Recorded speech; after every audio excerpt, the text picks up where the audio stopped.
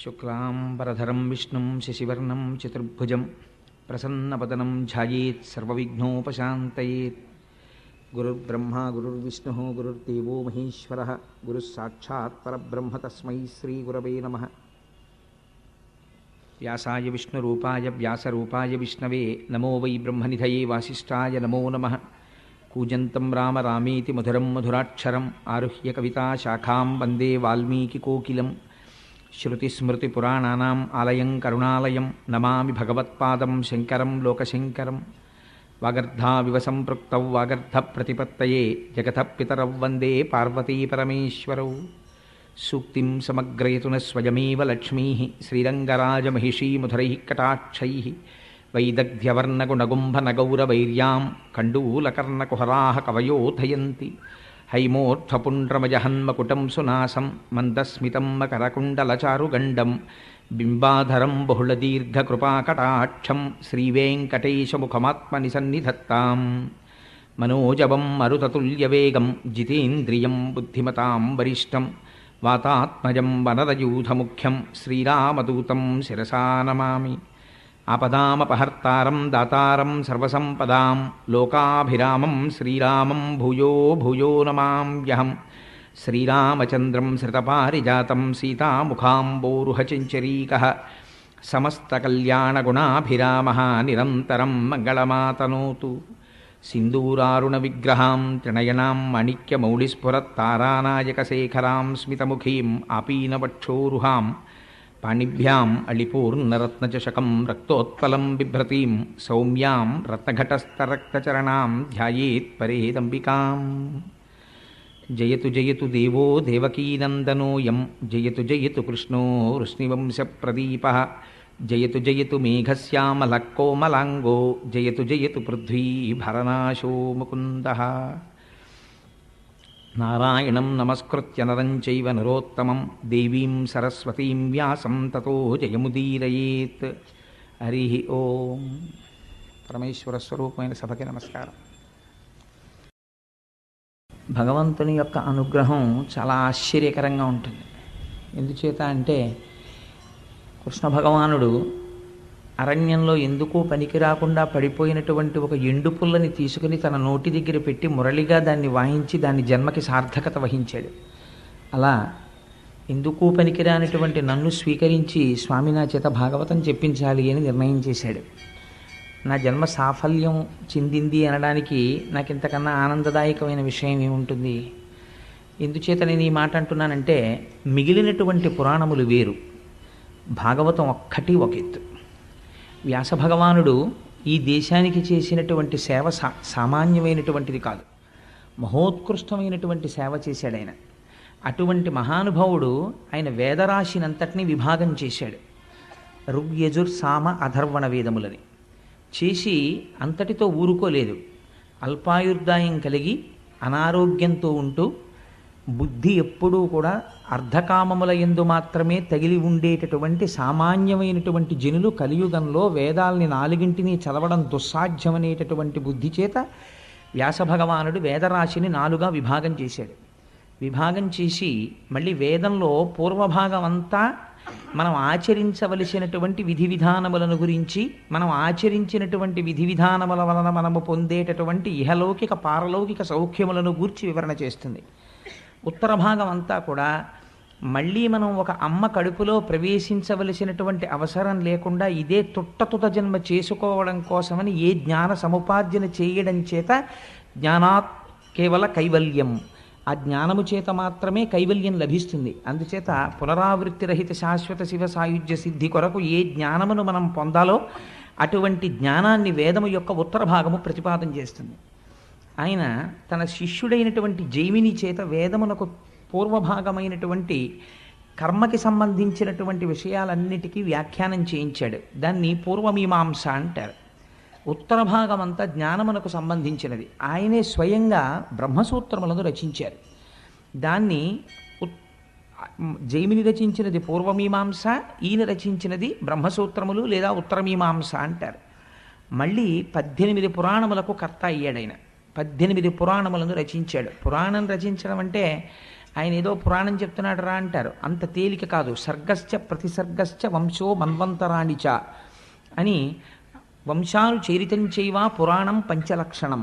పురాణమునకు 5 లక్షణములు ఉండాలి. సర్గ ప్రతిసర్గ అని విభాగం ఉండాలి. గొప్ప గొప్ప వంశముల గురించి ప్రస్తావన చెయ్యాలి. వంశో మన్వంతరాణిచ అనేక మన్వంతరములలో జరిగినటువంటి విశేషాల్ని చెప్పాలి. అది భగవత్ సంబంధంగా దాన్ని ప్రతిపాదన చెయ్యగలిగినటువంటి శక్తి ఉండాలి. అటువంటి వాడు తప్ప పురాణాన్ని చెప్పలేడు. అటువంటి పురాణాల్ని రచించినటువంటి మహానుభావుడు వేదవ్యాసుడు ఆయన 18 పురాణములను రచన చేశాడు. అందులో మనకి జ్ఞాపకం ఉండడం కోసమని ఒక తేలిక సూత్రాన్ని ఒకదాన్ని పెద్దలు ప్రతిపాదన చేస్తూ ఉంటారు. మద్వయం బద్వయం చైవ భ్రత్రయం చతుష్టయం అనాపలింగ కోస్కాని పురాణాన్ని పృథక్ పృథక్ అని. మద్వయం అంటే మకారంతో 2 పురాణాలు ఉంటాయి. ఒకటి మార్కండేయ పురాణము, రెండవది మత్స్య పురాణము. మద్వయం బద్వయం చైవ, బా మీద 2 ఉంటాయి, భాగవతము భవిష్య పురాణము. మద్వయం బద్వయం చైవ భ్రత్రయం, బ్రా మీద 3 ఉంటాయి. అవి బ్రహ్మపురాణము, బ్రహ్మాండ పురాణము, బ్రహ్మ వైవర్త పురాణము. భ్రత్రయం చైవ చతుష్టయం, వకారం మీద 4 ఉంటాయి. అవి వరాహ పురాణము, విష్ణు పురాణము, వామన పురాణము, వాయుపురాణము. అందుకని 4 పురాణాలు. చతుష్టయం అనాపలింగ కూస్కాని, అనేటటువంటి అనాపలింగ కోస్కాని అన్నప్పుడు ఒక్కొక్క అక్షరానికి మళ్ళీ ఒక్కొక్క పురాణం వస్తూ ఉంటుంది. నా అంటే నారద పురాణం, ప అంటే పద్మపురాణం, లిం అంటే లింగ పురాణం, గ అంటే గరుడ పురాణం, కు అంటే కూర్మ పురాణం, స్కా అంటే స్కాంద పురాణం. ఇలాగా మద్వయం బద్వయం చైవ భ్రత్రయం చతుష్టయం అనాపలింగ కోస్కాని పురాణాన్ని పృథక్ పృథక్ 18 పురాణములను రచించాడు. ఈ 18 పురాణములను రచించి తాను వేదములను విభాగము చేసినప్పుడు ఒక్కొక్క వేదము ఒక్కొక్క శిష్యుడికి అప్పచెప్పాడు. వ్యాసుడు చేసినటువంటి సేవ అంతా ఇంత కాదు. మహానుభావుడు అందులో మొట్టమొదటిదైనటువంటి ఋగ్వేదాన్ని పైలుడు అనబడేటటువంటి ఒక శిష్యుడికి పూర్ణంగా నేర్పి ఆయన ఆధిపత్యం వహించాడు దాని శాఖలకి. అంచేత పైలుడికి ఋగ్వేదం నేర్పాడు. యజుర్వేదాన్ని వైశంపాయనుడు అనబడేటటువంటి ఋషి తెలుసుకున్నారు. అలాగే సామవేదాన్ని జైమిని పూర్ణంగా అవగాహన చేసుకున్నాడు. అధర్వణ వేదాన్ని సుమంతువు అనబడేటటువంటి ఒక ఋషికి తెలియచేశారు. ఈ 18 పురాణములను రోమహర్షణుడు అనబడేటటువంటి ఒక మహానుభావుడికి నేర్పారు. ఆ రోమహర్షణుని యొక్క కుమారుడే సూతుడు. ఆ సూతుడు పురాణ ప్రవచనం చేస్తుంటాడు. అందుకే మీరు ఎప్పుడైనా ఎక్కడైనా ఏదైనా విషయం వినవలసి వస్తే శౌనకాది మహర్షులు సూత భగవానుణ్ణి సేవించి నువ్వు మాకు ఏదైనా పురాణాన్ని చెప్పవలసింది అని అడిగితే సూతుడు పురాణ ప్రవచనం చేస్తూ ఉంటాడు. ఆ రోమహర్షణుని కుమారుడు సూతుడు. ఆశ్చర్యం ఏమిటంటే పురాణ వాంగ్మయాన్నంతటినీ కూడా ప్రవచనం చేసినటువంటి వాళ్ళు సూతుడు రోమహర్షణుడు అయితే ఒక్క భాగవతాన్ని మాత్రం శుకబ్రహ్మ చెప్పారు. శుకబ్రహ్మ సాక్షాత్ వేదవ్యాసుని యొక్క కుమారుడు. ఆయన పుట్టుక చేతనే అపారమైనటువంటి జ్ఞాన వైరాగ్యములు భక్తి కలిగినటువంటి వాడు. ఎంత వైరాగ్య భావన కలిగిన వాడంటే ఆయన మంచి నిండు యవ్వనంలో ఉన్నటువంటి రోజులలో తండ్రి గారు ఆయన్ని వివాహం చేసుకోమని అడిగారు. దేవీ భాగవతం చాలా విశేషంగా వర్ణన చేస్తుంది. చేస్తే ఆయన నాకు వివాహం అక్కర్లేదు, ఈ లోకమంతా దుఃఖభూయిష్టమైపోయింది, నేను ఆనందాన్ని అనుభవించాలి, నేను బ్రహ్మైక్య సిద్ధి కొరకు తపస్సు చేస్తాను అని చెప్పి అరణ్యములను పట్టి వెళ్ళిపోతున్నాడు. వెనక నుంచి వ్యాసుడు పుత్రుడి మీద ఉన్న కాంక్ష చేత హాపుత్ర హాపుత్ర అని అరుస్తూ వెంట వస్తున్నాడు. వస్తుంటే శుకుడు అనలేదుట ఓయ్ అని. అంతటా ఆత్మతత్వాన్ని చూడడానికి అలవాటైపోయినటువంటి శుకుడికి బదులుగా అరణ్యంలో ఉన్న చెట్లన్నీ ఓయ్ ఓయ్ అని జవాబు చెప్పేట వ్యాసుడికి. అంతటి బ్రహ్మనిష్టాగరిష్ఠుడై యవ్వనమునందే ఒంటి మీద బట్ట లేకుండా వెళ్ళిపోతుండేవాడు. మనకి ఒక ఉదాహరణ చెప్తుంటారు శుకబ్రహ్మ యొక్క వైరాగ్య సంపత్తిని గురించి. ఆయన ఒకనాడు ఒక సరోవరం పక్క నుంచి వెళ్ళిపోతున్నారు, వెనక వ్యాసుడు వస్తున్నాడు. వస్తుంటే అప్సరసలు దిగంబరలై స్నానం చేస్తున్నారు. శుకుడు వస్తున్నారు అన్నారు ఒకరు. అనేటప్పటికీ శుకబ్రహ్మ వస్తే నమస్కారం చెయ్యాలని వాళ్ళు వివస్త్రలై ఒంటి మీద వస్త్రం కట్టుకోకుండా లేచి వచ్చి శుకుడికి నమస్కరించారు. ఆయన నిండు యవ్వనంలో ఉన్నాడు. ఆయన వెళ్ళిపోయాడు. మళ్ళీ స్నానం చేస్తున్నారు. వ్యాసుడు వస్తున్నాడు అన్నారు. బట్టలు కట్టుకుని నమస్కరించండి అన్నారు. వాళ్ళు బట్టలు కట్టుకుని వ్యాసుడికి నమస్కరించారు. వ్యాసుడు ఆశ్చర్యపోయాడు. నా కుమారుడు యవ్వనంలో ఉన్నాడు, నేను వార్ధక్యమునందున్నాను. నేను వస్తే మీరు వస్త్రములు కట్టుకుని నమస్కరించారు, నా కుమారుడు వెళ్ళిపోతుంటే వస్త్రములు లేకుండా నమస్కరించారు. ఏమిటి తేడా అని అడిగాడు. అడిగితే అప్సరసలు అన్నారు, నీ కుమారుడికి స్త్రీ పురుష భేదము తెలియదు, అంతటా బ్రహ్మం ఒక్కటే చూస్తాడు. నీకు తెలుసు స్త్రీ పురుష భేదం, అందుకని నీకు బట్టలు కట్టుకుని నమస్కరించామన్నారు.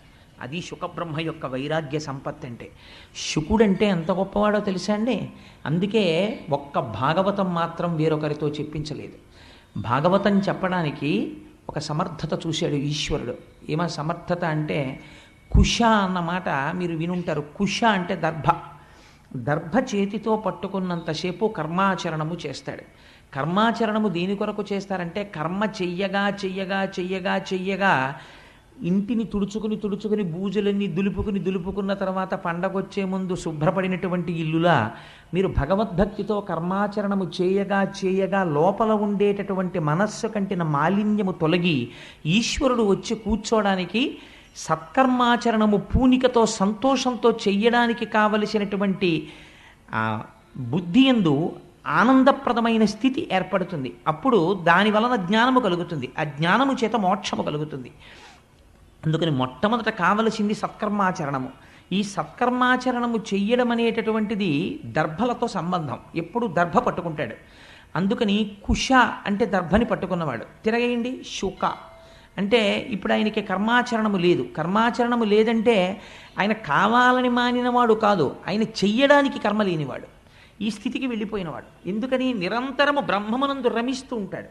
అది తప్ప వేరొక వస్తువు ఆయనకి తెలియదు. ఎప్పుడూ బ్రహ్మమునే చూస్తాడు, బ్రహ్మముతో కలిసి ఉంటాడు, బ్రహ్మమును పొందుతుంటాడు. ఇంత ఆనంది స్థితిని అనుభవించేటటువంటి వ్యక్తి శంకర భగవత్పాదులు కౌపీన పంచకం అని ఒక పంచకం చేశారు. అందులో అంటారు ఏంటి, అసలు కౌపీనం పెట్టుకున్నవాడంత భాగ్యవంతుడు ఈ ప్రపంచంలో ఎక్కడున్నాడు అన్నారు. ఎందుకని? వాడు అన్నీ విడిచిపెట్టి సర్వసంగ పరిత్యాగి అయి ఈశ్వరుడి పాదార విందములను సేవిస్తూ తిరుగుతున్నాడు. అటువంటి వాడికి ఇంద్ర పదవి లభించినా సరే తిరస్కరిస్తాడు. నాకు అక్కర్లేదు, నాకు ఇందులో తృప్తి ఉందంటాడు. అటువంటి మహానుభావుడైనటువంటి శుకుడు నిరంతరము ఆనందం అనుభవించేవాడు. ఆయన ఏదైనా ఒక ప్రదేశానికి వస్తే ఒక ఆవు పాలు పితకడానికి ఎంత సమయం పడుతుందో అంతకన్నా ఎక్కువ సమయం నిలబడేవాడు కాదు. ఎందుకు నిలబడేవాడు కాదు అంటే, ఒకవేళ అంతకన్నా ఎక్కువసేపు ఎక్కడైనా నిలబడితే ఆ ఊర్లో ఉన్న వ్యక్తులతో తనకి పరిచయం ఏర్పడితే ఆ పరిచయాల వల్ల ఇంతమంది తన మనసులో ప్రవేశించి వీళ్ళు ఫలానా వీళ్ళు ఫలానా వీళ్ళు ఫలానా అని గుర్తు పెట్టుకుని వీళ్ళందరినీ లోపల పెట్టుకుంటే ఈశ్వరుడితో సంగము తగ్గిపోయి లోకముతో సంగము పెరిగిపోతుందని ఒక ఆవు పాలు పితికిన కాలము ఎంత పడుతుందో అంతకన్నా ఎక్కువ ఉండకుండా తిరుగుతూ వెళ్ళిపోతుండేవాడు. అటువంటి మహానుభావుడు శుకుడు తనంత తానుగా వచ్చి 7 రోజుల పాటు కూర్చుని భాగవతాన్ని ప్రవచనం చేశాడు. ఎవరి కొరకు ప్రవచనం చేశాడు? నేను ఒకసారి సూర్యకళామందిరంలోనూ వెంకటేశ్వర ఫంక్షన్ హాల్లోనూ నాకు జ్ఞాపకం లేదు, కానీ ప్రవచనం చేస్తూ ఒక మాట అన్నాను. ఈ భాగవత ప్రవచనం అనేటటువంటిది ఎవరి కొరకు చేయబడినది అంటే, భాగవతం అందరూ వినలేరు అని శాస్త్రం. ఎందుచేత అంటే భాగవతం వింటే కొన్ని కోట్ల జన్మల తర్వాత మాత్రమే భాగవత శ్రవణం జరుగుతుంది. ఎందుచేత అంటే అన్ని పురాణములను రచించినట్టు వ్యాసుడు రచించలేడు దాన్ని. 17 పురాణములు రచించేశాడు. అప్పటికి మహాభారతాన్ని రచించేశాడు, వేద విభాగం చేసేశాడు, బ్రహ్మసూత్రాల్ని రచించేశాడు.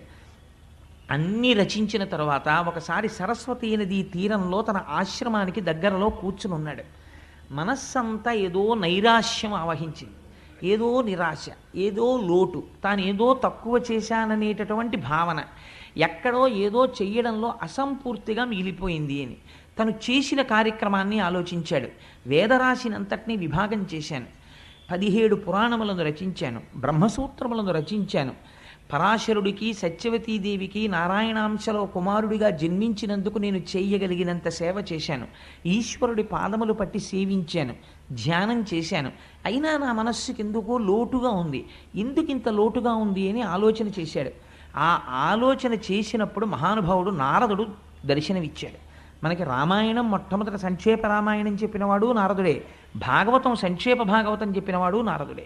నారం దదాతీతి ఇది నారదః, ఆయన జ్ఞానాన్ని ఇస్తుంటాడు.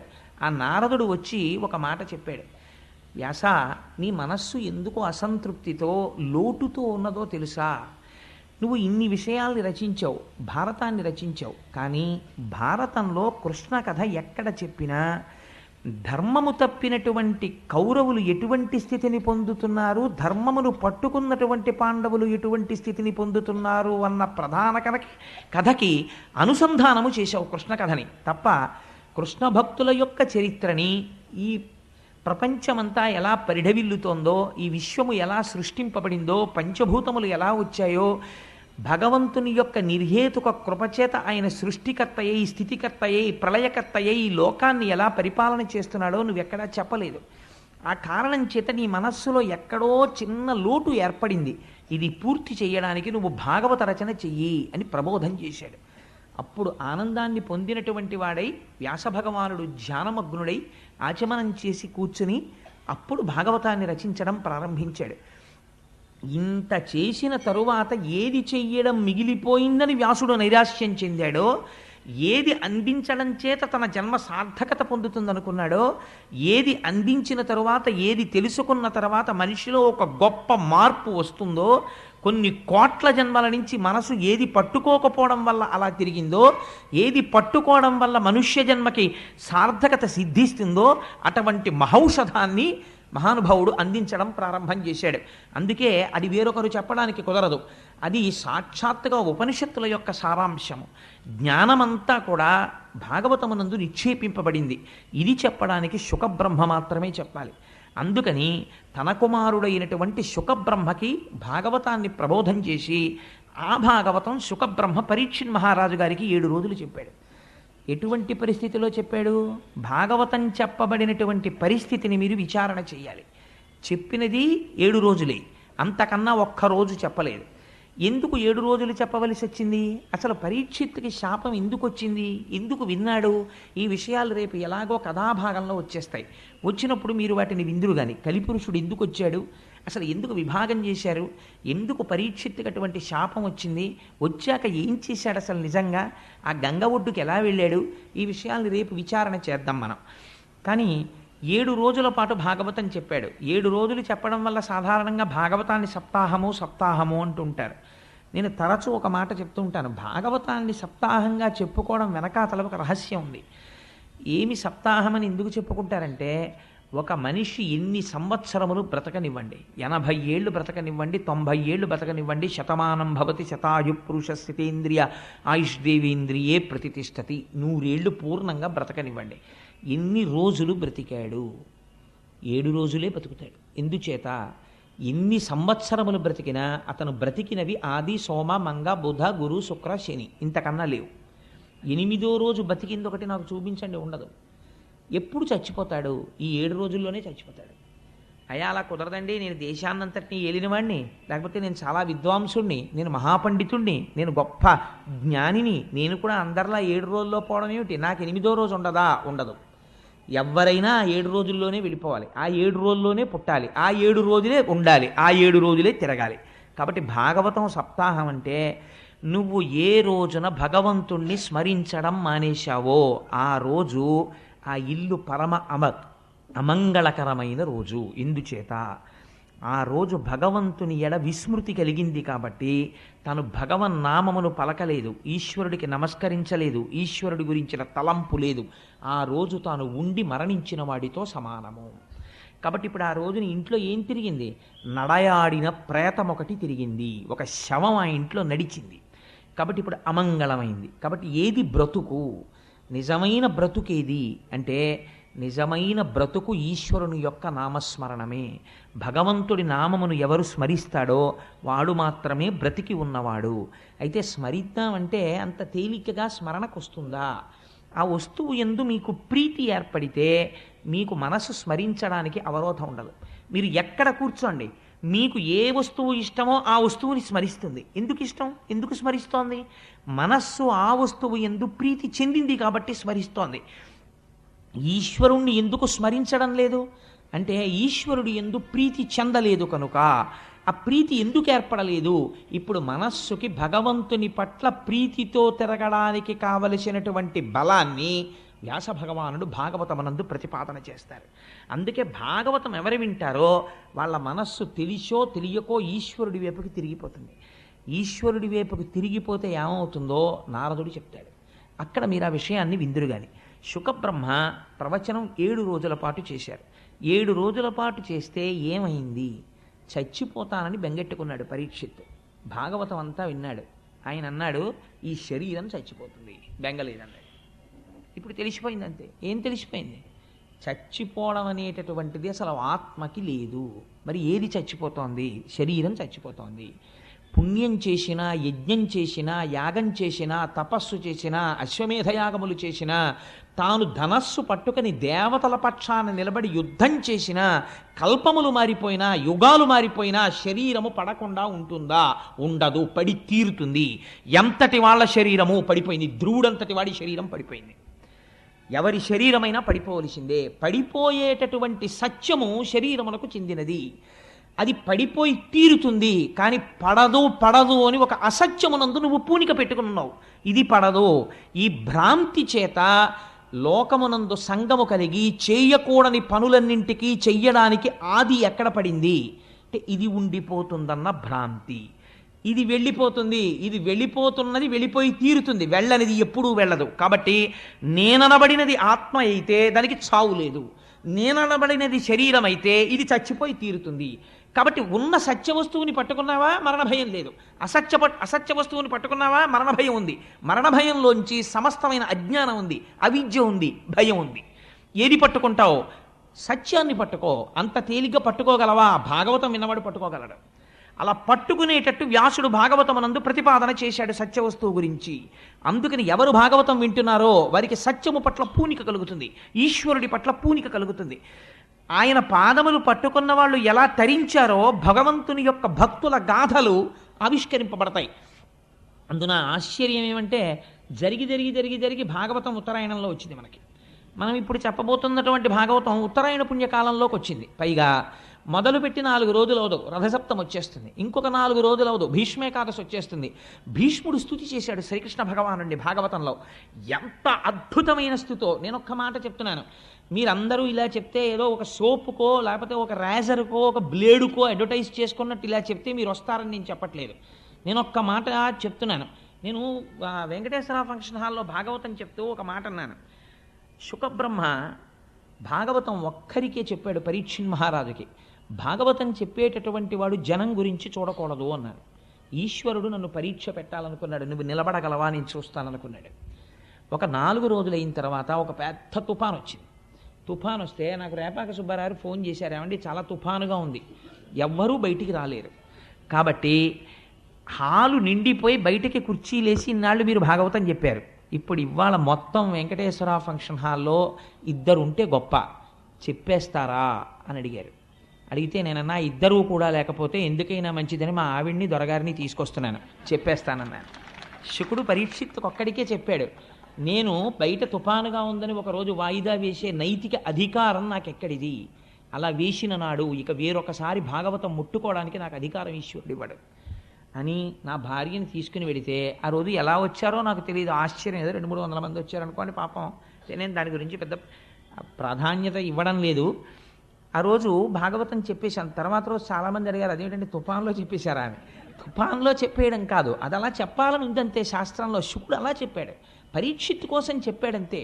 ఒక్క వ్యక్తి ఆర్తి పొందాడు, జనన మరణములంటే ఏమిటో తెలుసుకోవాలని. ఆవు పాలు పితకడానికి ఎంత సమయం పడుతుందో అంతకన్నా ఎక్కువసేపు ఉండనివాడు 7 రాత్రులు 7 పగళ్ళున్నాడు కూర్చుని పరీక్షిత్తుకు చెప్పాడు. అది ఔదార్యం, గురువు యొక్క ఔదార్యం.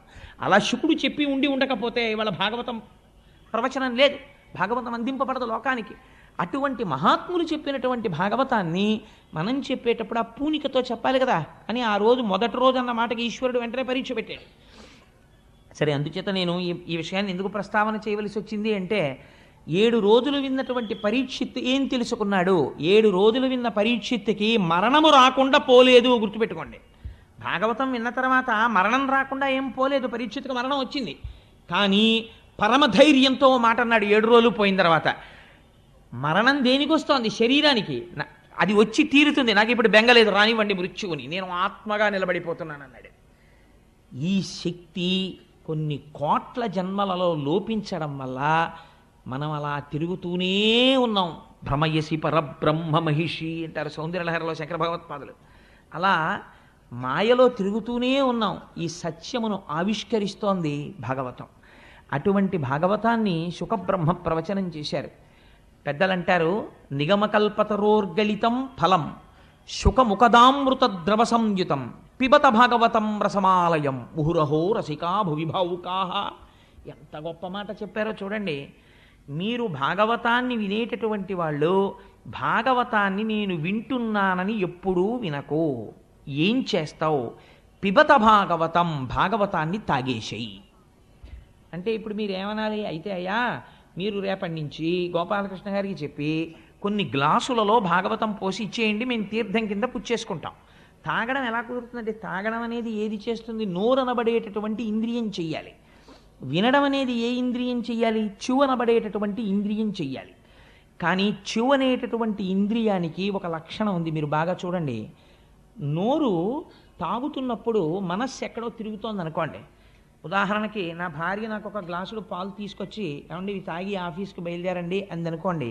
నేను ఆ పాలు తీసుకెళ్ళి నోటి దగ్గర పెట్టగానే నా మనస్సు వెంటనే అమ్మో టైం అయిపోతుంది, ఆఫీస్కి వెళ్ళాలనో లేకపోతే ఎక్కడికి వెళ్ళాలనో ఆలోచన చేస్తోంది. కానీ నోరు మాత్రం ఈ పాలన్నిటినీ ఏం చేస్తుంది? పుచ్చుకుని ఎక్కడికి వెళ్ళాలో ఆ కడుపులోకి పంపించేస్తుంది. అది తాగేసేటప్పుడు గడగడ గ్లాసులోది అయిపోయేంత వరకు తాగేస్తుంది తప్ప, నోరు తాగేటప్పుడు ఒకవేళ పాలల్లో ఒక గండుచీ ఉందనుకోండి, గండుచీ ఉంది నేను పుచ్చుకోనందు, నోరు పుచ్చేసుకుంటుంది. ఆ తర్వాత ఎప్పుడో గ్రహించి అయ్యో చీమ వచ్చేసిందని మనం బయటకు వదిలేస్తాం దాన్ని. అలా పిబత, నువ్వు ఇందులో తాగేయాలి. తాగేసే పదార్థంలో సాధారణంగా మీరు తీసి పారేసేది ఏమి ఉండదు. మీకు మామిడి పండు ఇచ్చాయా తినండి అన్నాం అనుకోండి, మీరు తినడం మొదలెడితే దాన్ని తొక్క బయటికి పారేయాలి, టెంక బయటికి పారేయాలి, ఏదో అంతా తినేసిన తర్వాత పీచు ఉంటే పీక్కుని బయట పారేయాలి తప్ప, మామిడి పండు రసం తీసుకొచ్చి ఒక గ్లాసులో పోసి తాగేయండి అన్నాను అనుకోండి.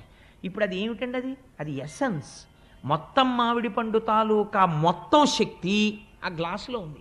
ఇప్పుడు మీరు ఏమీ చెయ్యక్కర్లేదు. నాకు పళ్ళు లేవండి, నేను నవలలేనండి, పళ్ళల్లో పీచు దూరుతుందండి, ఏ కంప్లైంటు మీరు చేయడానికి అవకాశం లేదు. గడగడ తాగేయడమే. అలా త్రాగగలవా భాగవతాన్ని? అయితే కూర్చో సభలో. పిబత భాగవతం రసమాలయం. ఇది ఏమిటో తెలుసా? భాగవతం అంటే రసమాలయం, రసోవై సహా. దీని ఎందున్నవాడు భగవానుడొక్కడే. ఇది కేవలము భగవంతుడే. శబ్దరూపముగా వస్తున్నది భగవంతుడు వస్తున్నాడు. దాన్ని నువ్వు చెవులతో పట్టి తాగేసేయి. విడిచిపెట్టావా జారి కింద పడిపోతుంది. అందుకని త్రాగేసేయి. పిబత భాగవతం రసమాలయం. ఏమిటండి దాని గొప్పతనం అంతలా మేము తాగేయడానికి అంటావేమో. నిగమకల్ప తరోర్గళితం ఫలం. నిగమములు అంటే వేదములు. వేదములనబడేటటువంటి కల్పవృక్షం ఒకటి ఉన్నది. ఈ వేదములను సేవించడం చేత మీకు కావలసినటువంటి సమస్తమైన కోర్కెలను మీరు తీర్చుకోగలరు. అటువంటి వేదములనబడేటటువంటి కల్పవృక్షముల యొక్క శాఖల చిట్ట చివర పండు పండింది. వేదముల యొక్క చివర ఏముంటాయి? ఉపనిషత్తులు ఉంటాయి. ఉపనిషత్తులు జ్ఞానమును ప్రబోధం చేస్తాయి. ఉపనిషత్తులనబడేటటువంటి జ్ఞానమును బోధించేటటువంటి వేదముల యొక్క చివర ఉన్నటువంటి శాఖల చివరి భాగమునందు పండినటువంటి పండు ఉపనిషత్తుల చేత ప్రతిపాదింపబడిన పరబ్రహ్మము యొక్క స్వరూపము. ఈ పరబ్రహ్మ స్వరూపము ఇవాళ పండుగా పండింది. ఈ పండునేం చేసింది? బాగా పండిందా లేదా మనం ముట్టి చూస్తాం. అదే ఒక చిలక కొట్టింది అనుకోండి, చిలక కొట్టుడురా బాగుంటుంది రుచిగానని తినేస్తాం. దీన్ని చిలక కొట్టింది, చిలక ఎంగిలి చేసింది. ఎవరా చిలక? శుకబ్రహ్మ.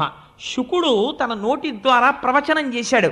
దేని మీద ఆపేక్ష లేనటువంటి ఒక మహాపురుషుడు ప్రవచనం చేశాడు.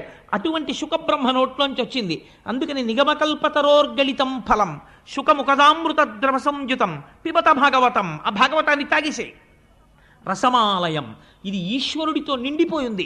రసమాలయం ముహురహో రసికా భువి భావుకా. భూమి యందు నువ్వు భావుకుడు అయితే నువ్వు చేయవలసినటువంటి ప్రధాన కర్తవ్యం ఇదే, భాగవతాన్ని తాగేసేయి. అందుకని అంత గొప్ప భాగవతం ఈ భాగవతము. ఇటువంటి భాగవతాన్ని సంస్కృతంలో మహానుభావుడు 12 స్కందములలో ప్రవచనం చేశాడు వ్యాసుడు. చేస్తే మన అదృష్టం ఏమిటో అని తెలుసా అండి? దాన్ని ఆంధ్రీకరించినటువంటి మహానుభావుడు పోతనామాచ్యుల వారు. పోతన గారంటే నాకు ఎంత ప్రీతో ఎంత భక్తో. అంటే మీలో ఎవరికన్నా గొప్పవాణ్ణి కాదు ఆ విషయంలో, మీ అందరికీ పోతన గారంటే మహాభక్తి. అయితే పోతన గారిలో మీరు గమనించవలసినటువంటి విషయం ఒకటి ఉంది. మనకి ముగ్గురు రాజులు ఉన్నారండి. ఒకరు త్యాగరాజు, ఒకరు పోతరాజు, ఒకరు గోపరాజు. వీళ్ళు ముగ్గురి పేర్లలో రాచరికం ఉంది. వీళ్ళు ముగ్గురు భగవంతుణ్ణి సేవించారు. సేవించి ఛీ మాకు ఈ దిక్కుమాల రాచరికం అక్కర్లేదని తీసి అవతల పారేశారు. పారేసి గోపరాజు గారేమో సాక్షాత్తుగా రామదాసు గారు అయిపోయారు. త్యాగరాజు గారేమో త్యాగయ్య అయిపోయారు. పోతరాజు గారేమో పోతన్న అయిపోయారు. ముగ్గురు రాచరికాల్ని తీసి అవతల పారేసి ఈశ్వరుడి పాదముల దగ్గర దాస్యమును అభిలషించారు. వీళ్ళు ముగ్గురు జగత్తుని ఏలి భక్తిని పంచిపెట్టేశారు. ఆ పోతన గారు ఆయన జీవించింది కేవలం కొద్ది భూమి ఉండేది. నాగలి పట్టి మనం సాధారణంగా ఒక మాట అంటుంటాం, ఏమిటంటే భాగవతం చదువుకుందాం, రామాయణం చదువుకుందాం అని ఉంటుంది. కానీ ఎక్కడండి ఆఫీసు వెళ్ళడం రావడం, ఇల్లు, ఇంటికి వచ్చిన తర్వాత సంసారం, ఇందులో భాగవతం 12 స్కంధాలు చదవాలంటే ఎక్కడ జరుగుతుందండి, కుదరట్లేదు, చదవదామని ఉండదు, ఏమిటి నాకు చదవాలని ఉంటుంది అంటాం. కానీ మీరు పోతన గారి జీవితాన్ని తీసుకోండి. మహానుభావుడు ఒక చిన్న పొలం ఉండేది, అది కూడా ఏకశిలానగరం ఓరుగల్లికి దగ్గరలో ఉండేవారు ఆయన. ఉండి ఆ పొలం దున్నుకుని ఎప్పుడు నాగలి పట్టారో, ఎప్పుడు పొలం దున్నారో, ఎప్పుడు విత్తనాలు చల్లారో, ఎప్పుడు మంచె మీద కూర్చున్నారో తెలియదు. త్రికాలముల యందు సంధ్యావందనం చేసుకుని ఒకానొక నాటి సాయంకాలం చంద్రోదయం జరుగుతున్నటువంటి సమయంలో వారు గోదావరి నదిలో స్నానం చేసి ఒక సైకతం మీద కూర్చుని ధ్యానమగ్నులై అరమోట్పు నేత్రములతో కూర్చునున్నారు. కూర్చునుండగా వారికి రామచంద్రమూర్తి యొక్క సాక్షాత్కారమైంది. పోతనా, నీ జన్మ ఉద్ధరించాలని నేను అనుకుంటున్నాను. అందుకే ఏం చేస్తావో తెలుసా, నువ్వు మహాభాగవతాన్ని ఆంధ్రీకరించు, తెలుగులో రాయి అన్నారు. అంటే వెంటనే నమస్కరించి పోతన గారు అన్నారు, అయ్యా మీరు ఆనతిచ్చారు, నేను వ్రాయడం ఏమిటి భాగవతం, పలికెడిది భాగవతమట, పలికించు విభుండు రామభద్రుండట, నే పలికిన భవహరమగునట, పలికెద విరుండుగాధ పలుకగనేలా. ఎంత వినయంతో చెప్పారో చూడండి. పలికెడిది భాగవతమట, నేను భాగవతాన్ని రచించడం ప్రారంభం చేస్తున్నాను. కానీ పోతన భాగవతాన్ని రచిస్తున్నవాడు పలికించు విభుండు రామభద్రుండట, నా వెనకాతల ఉండి నా చేత పలికిస్తున్నవాడు ఉన్నాడే, వాడు రామభద్రుడు, రామచంద్రమూర్తి పలికిస్తున్నాడు. ఏం నీతోనే ఎందుకు పలికిస్తున్నాడు, నే పలికిన భవహరమగునట, ఎన్ని కోట్ల జన్మలు దారి తప్పి తిరిగావో అంత తొందరగా పోతుందా నీ పాపం, ఆ పాపం పోగొట్టడానికి నీతో భాగవతం రచింపచేస్తున్నాను. నే పలికిన భవహరమగునట, పలికెద విరుండు గాథ పలుకగనేలా, ఇంకొక గాథ నేను ఎందుకు పలకాలి, నా చేత ఈశ్వరుడు ఏది పలికిస్తున్నాడో అదే నేను పలుకుతాను. ఇందులో ఒక గమ్మత్తుందండి. ఈ మాట చెప్పి పోతన గారు వెంటనే అన్నారు, చేతులారంగ శివుని పూజింపడేని, నోరు నొవ్వంగ హరికీర్తి నుడువడేని, దయయు సత్యంబు లోనుగా తలపడేని, కలుగనీటికి తల్లుల కడుపు చేటు అన్నాడు. ఎంత గొప్ప మాట చూడండి. చేతులారంగ శివుని పూజింపడేని, పరమశివుణ్ణి పూజించి తీరాలి. ఏమండి, శ్రీ మహావిష్ణువుని పూజించకూడదా? పలికించు విభుండు రామభద్రుండట అన్నారు కదా, ఏం రామచంద్రమూర్తిని పూజించకూడదా, కృష్ణుణ్ణి పూజించకూడదా? శివుణ్ణి పూజించమని పోతన గారు ఎందుకు చెప్పారు అంటే, పరమశివుణ్ణి మనం లింగ రూపంలో ఆరాధన చేస్తాం. లింగ రూపానికి కాళ్ళు చేతులు ఉన్నాయా? మీరు ఒకసారి ఆలోచన చేయండి. కాళ్ళు చేతులు ఉన్నటువంటి ఒక గొప్ప మూర్తి ముందు మీరు కూర్చుంటే మీ మనస్సు తెలిసో తెలియకో దాని యందు మగ్నమవుతుంది. భయ ఎంత బాగున్నాడో, స్వామి ఎంత బాగున్నాడో అని మీ మనస్సు అక్కడ నిలబడుతుంది. కాళ్ళు చేతులు లేవు, అలాగని రూపం లేకుండా లేదు, రూపము ఉంది రూపము లేదు. లింగానికి కాళ్ళు చేతులు ఎక్కడున్నాయి? కాళ్ళు చేతులు లేవు. పోనీ అసలు రూపం లేదంటావా? ఏదో ఒక రూపం ఉంది శివలింగానికి. కాబట్టి ఇప్పుడు ఏమైంది? రూపము లేదు, రూపం ఉన్నది, అరూపరూపి. అరూపరూపి అయినటువంటి లింగమును ఆరాధన చెయ్యాలంటే మీరు సాధన యందు ఒక మెట్టు పైకెక్కిన వారై ఉండాలి. లేకపోతే మీరు అక్కడ నిలబడలేరు. లింగము ముందు కూర్చుని పూజ చేయడం కష్టం, మీ మనస్సు నిలబడదు. ఏముంటుంది ఇందులో అని నేను నీళ్లు పోయానండి, దాని మీద పాలు ఎందుకు పోయడం, దాని మీద పెరుగు ఎందుకు పోయడం, దానికి ఏమైనా కాళ్ళున్నాయా చేతులున్నాయా, ఏమిటి పోయినాం, అసలు దీనికి ముఖం ఎటుందండి అని అడిగాడు ఒక ఆయన. శివలింగం దగ్గరికి వెళ్ళి మీరు ఏమంటే దీని ముఖం ఎటు అని అడిగారు అనుకోండి, వెంటనే పెద్ద ఆయన అన్నాడు, అన్ని వేపుల ముఖం, నువ్వు ఎటు విభూతి ఎట్టి బొట్టెడితే అటు ముఖం. అయితే శివలింగానికి 4 పక్కలా వచ్చిన నలుగురు 4 పక్కల విభూతి ఎట్టి బొట్టెడితే 4 పక్కల ముఖం ఉంది. సరే, పైన ఒక ఆయన గంధం రాసి బొట్టెడితే పైన ఒక ముఖం ఉంది. సజ్జోజాత అఘోర తత్పురుష వామదేవ ఈశానములన్న 5 ముఖాలతో ఉన్నాడు. అంటే ఈశ్వరుడు అంతటా చూస్తున్నాడు. ఈ భావనతో నువ్వు లింగమును అర్చన చేస్తున్నావంటే నీకు లోకమంతా లింగస్వరూపంగా కనపడడం ప్రారంభమైపోయింది. ఉదయగ్రామము పనవట్టము అభిషేక ప్రవాహంబు వార్ధి ధరీధాంతము ధూపధూమము జలదీప ప్రభారాశి కౌముది తారానివహంబులద్భుత సుమంబులుగా తమోదూత సఖ్యదమయ సీత గభస్తి బింబ శివలింగం బొప్పే ప్రచీదిశన్ అంటాడు ధూర్జటి కాళహస్తీశ్వర మహాత్యంలో. నాకు అంతటా శివలింగమే కనపడుతోంది అంటాడు. నీ రూపంబు తలంపగా తుది మొదల్నేగాన నీవైన చోరారాయమ్మని అంచు చెప్పవు వృధారంభంబులింకేటికెన్ పాలన్ముంచుము నిటముంచుమిక నిన్నే నమ్మినాడంచు మీ శ్రీరామార్చిత పాద పద్మజుగళా శ్రీకాళహస్తీశ్వర అంటాడు. నిన్ను చూడాలి అంటే లోకమంతటా నిండిపోయి ఉన్నావు, నేను ఎలా చూడగలను?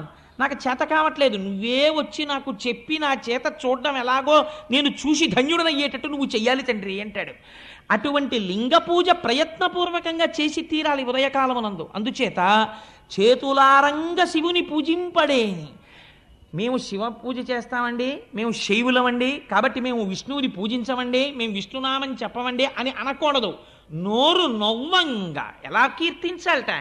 నీ కొడుక్కి ఒక ర్యాంక్ వస్తే కనపడ్డవాడికి కనపడని వాడికి అందరికీ వెళ్ళి చెప్పుకుంటావే.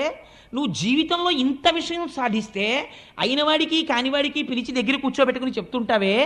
అటువంటిది నీ లోకమునంతటినీ రక్షించి ఇన్ని అవతారములెత్తి అజాయమానో బహుధా విజాయతేని రూపము తీసుకోవలసినటువంటి అవసరము లేనివాడు మన కొరకని ఒక రూపమును తీసుకుని రాక్షస సంహారము చేసి మనను రక్షించినటువంటి మహాపురుషుడైనటువంటి పరమాత్మ యొక్క గుణగణములను వర్ణించడానికి నీ నోరు నొప్పి పెట్టేటట్టుగా నువ్వు వర్ణించని నాడు నీ నోరు ఒక నోరా ఢమఢమధ్వనితోటి ఢక్కగాక.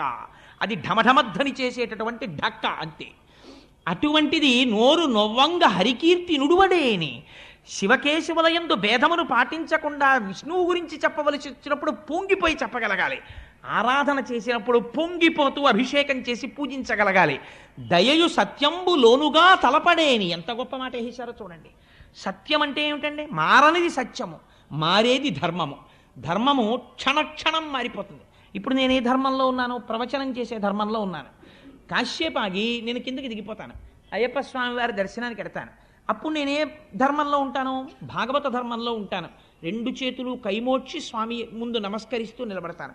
అంతేగాని అక్కడ కూడా అయ్యప్ప స్వామి వారికి నేనేదో చెప్తానని చెప్పను కదా. ధర్మం మారిపోయింది. అందుకని తండ్రి ముందు కెడితే కొడుకు ధర్మం, భార్య ముందు కెడితే భర్తృధర్మం. ఒక్కొక్కప్పుడు ఒక్కొక్క ధర్మం. ధర్మం మారుతుంది, సత్యము మారదు. మారనిది సత్యము. మారని సత్యమును ఆధారము చేసుకుని ధర్మం మారుతుంటుంది. ఇటువంటి మారని సత్యము ఏది ఉందో అది ఈశ్వరుడు. ఆ ఈశ్వరుణ్ణి లోపల అసలు ఎప్పుడూ తలుచుకోలేదు. ఈ లోకమంతా ఎవడిలో పుట్టింది, ఎవడిలో పెరుగుతోంది, ఎవ్వడు సృజించు ప్రాణుల ఎవ్వడు సృష్టి, ఎవ్వడు త్రుంచు పెంచు, ఎవ్వడు అనంతుండెవ్వడు విభుడెవ్వడు ఈ విధమున మనుచు బెనుచు హేలారతుడై, ఎవడు సృష్టిస్తున్నాడు, ఎవడు పెంచుతున్నాడు, ఎవడు పెద్దది చేస్తున్నాడు, ఎవడు త్రుంచేస్తున్నాడు, ఎవరు ఈ ప్రాణులన్నింటినీ కాపాడుతున్నాడు, ఎందుకు ఈ అండాండ పిండాండ బ్రహ్మాండములన్నీ తిరుగుతున్నాయి అని ఒకనాడు ఈశ్వరుడు గురించి ఆలోచిస్తే అది సత్యము. ఆ సత్యమును గురించి ఆలోచిస్తే అంతటా ఉన్నది పరమాత్మయే. కావ్యకంఠ గణపతి మునికి ఉమాదేవి ఎక్కడ సాక్షాత్కరించిందో మీకు తెలుసా? ఉమాదేవిని కావ్యకంఠ గణపతి ముని ఎక్కడ చూశారో తెలుసా అండి? నిన్న లేనటువంటి గడ్డి పరక ఇవాళ వడ్డుగింజలోంచి కొద్దిగా పైకొచ్చి సూర్యకిరణం పడేటప్పటికే ఆకుపచ్చ రంగుతో అటూ ఇటూ కదులుతున్నటువంటి తేజస్సుతో నిండిన వెల్లివిరుస్తున్న ఆకుపచ్చతనంతో ఉన్నటువంటి గడ్డి పరకలో ఉమాదేవి అమ్మవారు ఉన్నది, శక్తి రూపిణి. ఇది మా అమ్మంటే అని గడ్డి పరకని చూసి ఉమాసహస్రం చెప్పి పొంగిపోయాడు కావ్యకంఠ గణపతి ముని. అలా చూడగలిగిన శక్తి నీకుంటే నీకు అంతటా బ్రహ్మమే ఉన్నది. అప్పుడు నువ్వు దేని పట్ల ద్వేషిస్తావు, దేన్ని కోపగించుకుంటావు, దేని మీద నువ్వు అసహ్యాన్ని పెంచుకుంటావు? ఒక ధర్మాన్ని నిర్వర్తించడానికి నువ్వు శాసనం చేస్తావంతే. కానీ ఇక్కడ మాత్రం లోకమంతటా బ్రహ్మమును చూస్తుంటావు. అలా చూడడం దయ కలిగి ఉండడం ప్రాణుల యందు. దయయు సత్యంబులోనుగా తలపడేని. అందుకే పెద్దలు ఒకడు తుంటరితనంతో ప్రవర్తన చేశాడు అనుకోండి, శపించరు, వాళ్ళని తక్కువ చేసి మాట్లాడరు. ఒకనాడు ఈశ్వరానుగ్రహం కలిగి అతను వృద్ధిలోకి రావాలండి, పాపం తెలియదు, చూశారా ఎంత అజ్ఞానమో అంటారు. అలా అనగలగడానికి, అంతగా మన్నించగలగడానికి కారణం ఏమిటో తెలుసా అండి? అంతటా ఈశ్వరుణ్ణి చూస్తున్నాడు. అంతటా ఈశ్వరుణ్ణి చూడగలిగిన వాడికి మాత్రమే ఈ దయ ఉంటుంది, లేనివాడికి ఆ దయ ఉండదు. దయయు సత్యంబు లోనుగా తలపడేని.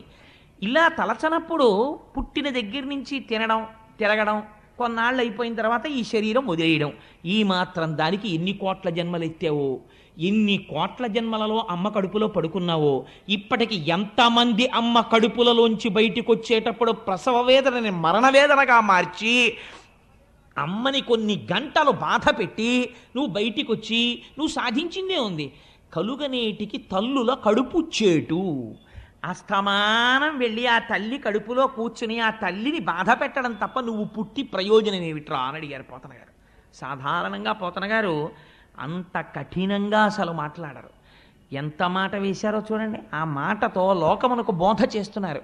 చేతులారంగ శివుని పూజింపడేని, నోరు నొవ్వంగ హరికీర్తి నుడుబడేని, దయయు సత్యంబు లోనుగా తలపడేని, కలుగనేటికి తల్లుల కడుపు చేటు. అటువంటి పోతనామాచ్యుడు మహానుభావుడు భాగవతాన్ని ఆంధ్రీకరిస్తూ మొట్టమొదట ఒక పద్యం చెప్పుకున్నారు. శ్రీకైవల్య పదంబు చేరుటకునై చింతించదన్ లోకరక్షైకారంభకు భక్త పాలన కళా సంరంభకున్ కేళి లోల విలస దృగ్జాల సంభూత నానా కంజాత భవాండ కుంభకు మహానందాంగనా డింబకున్ అని చెప్పుకున్నారు. శ్రీకైవల్య పదంబు చేరుటకునై చింతించదన్. పోతనగారి యొక్క శక్తి ఏమిటో, పోతనగారి ఉపాసనా బలం ఏమిటో మీరు ఆ పద్యాల్లో చూడాలి. అసలు నిజంగా పద్యం నోటికి వచ్చిందనుకోండి, మీరు ఆ పద్యం ఎక్కడ కూర్చున్నా చదువుకోగలిగారు అనుకోండి, ఆ పద్యం ఒక్కటి చాలు జీవితాన్ని మార్చేస్తుంది. శ్రీకైవల్య పదంబు చేరుటకునై. ఎందుకు చెప్తున్నాను ఈ భాగవతం చెప్పడం అంటే, పోతన గారు ఎందుకు ఆంధ్రీకరిస్తున్నారు? ఈ భాగవతాన్ని ఆంధ్రీకరించి దీన్ని రాజులకిచ్చి, లేకపోతే ఎవరో జమీందారులకిచ్చి వారి దగ్గర ఈనాములు పుచ్చుకొని, వాళ్ళ దగ్గర డబ్బు పుచ్చుకొని, కానుకలు పుచ్చుకొని, నేను ఏదో పాముకోవాలనేటటువంటి తాపత్రయం నాకు లేదు, ఈశ్వరుడి గురించి చెప్పుకొని, శ్రీకైవల్యం అంటే ఏమిటో తెలుసండి? కైవల్యం అన్నమాట అద్వైత సంప్రదాయానికి చెందింది. కైవల్యం అంటే ఇంకా మళ్ళీ తిరిగి రానటువంటి అవసరం లేకుండా ఈశ్వరుడిలో కలిసిపోవడం. అలా ఈశ్వరుడు యందు నా తేజస్సు వెళ్ళి ఆయన తేజస్సులోకి కలిసిపోవాలి. అలా కలిసిపోవడం కోసం శ్రీకైవల్య పదంబు చేరుటకునై చింతించదన్. ఇదో అందమైన మాట. భాగవతం ఆంధ్రీకరిస్తున్నారా, చింతిస్తున్నారా? ఆయన చింతించదన్. చింతించదన్ అంటే ఏమిటండి? చింతించదన్ అంటే చిత్తము, మనస్సు దాన్నే ఆలోచన చేయుట, ఏకాగ్రమై మనస్సు ఒక వస్తువు గురించి ఆలోచన చేస్తోంది. ఏ వస్తువు గురించి ఆలోచిస్తోంది అంటే, ఇప్పుడు ఆయన ధ్యానమగ్నులై ఉన్నారు, ధ్యానము చేస్తున్నారు. రామచంద్రమూర్తి రచింపచేస్తున్నాడు కాబట్టి చెయ్యి పోతన గారిది, కదిపిన శక్తి ఎవరిది? రామచంద్రమూర్తిది.